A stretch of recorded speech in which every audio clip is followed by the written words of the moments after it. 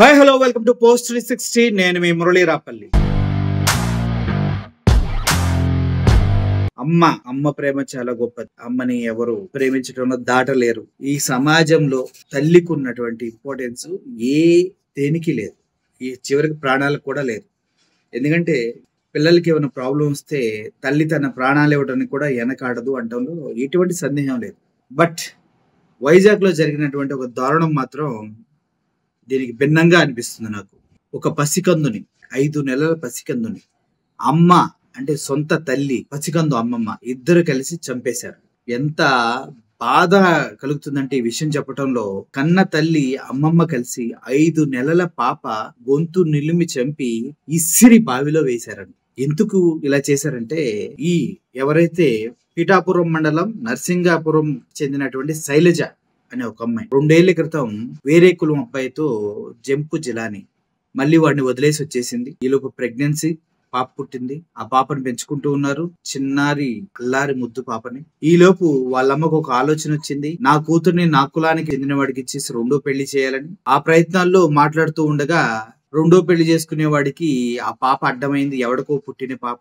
ఆ విషయం కుటుంబ సభ్యులకు చెప్పాడు.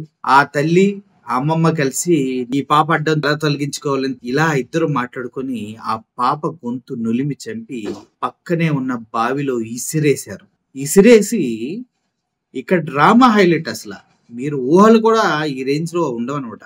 ఆ రేంజ్ లో డ్రామా క్రియేట్ చేశారు. వాళ్ళ ఇంటి ముందు నిమ్మకాయలు, ఎండుమిర్చి, తొమలపాకులు అన్ని పెట్టి ఎవరో క్షుద్ర పూజలు చేశారు, నా పిల్లని బలిచ్చారు అంటూ డ్రామా క్రియేట్ చేశారు. ఇటువంటి తల్లిని, ఆ తల్లిని కన్నా మహా తల్లి ఇద్దరు దారుణాతి దారుణంగా ఒక చిన్న పాపని, ఆడవాళ్ళకి చిత్రం అంటారు కదా, చిన్న పాప 5 నెలల పాపని చంపేశారు అంటుంటే మొహాన ఊచి ఊచి ఊచి ఊచి ఊచి తనాలనిపిస్తుంది నాకైతే. ఆ చిన్న పాప పేరు యశస్వి.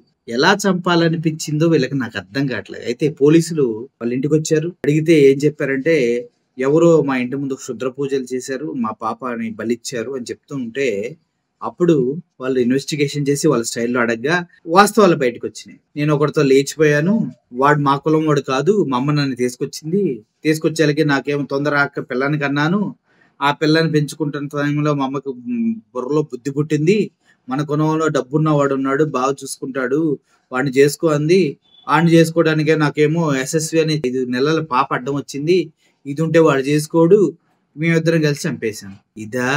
ఇదమ్మా తల్లి అంటే.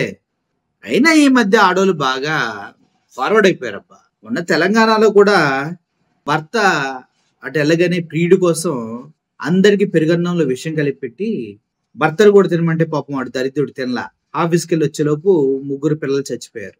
ఏంటంటే ఏదో ఫుడ్ పాయిజన్ అని చెప్పింది. చివరికి చూస్తే ఇంకొకటి ఎవడో కావాలి, భర్త వద్దు, వాడితో వెళ్ళిపోవడానికి పిల్లలడ్డు తొలగించుకున్నాం. ఇటువంటి సీన్లు ప్రతి దగ్గర మనం చూస్తూనే ఉన్నాం. మరి ఇందుట్లో అమ్మ గొప్పతనం ఎక్కడుందో నాకు అర్థం కావట్లేదు. అమ్మ గొప్పతనం లేదు, కేవలం స్వార్థం, శారీరక సుఖం, డబ్బు, వ్యామోహం.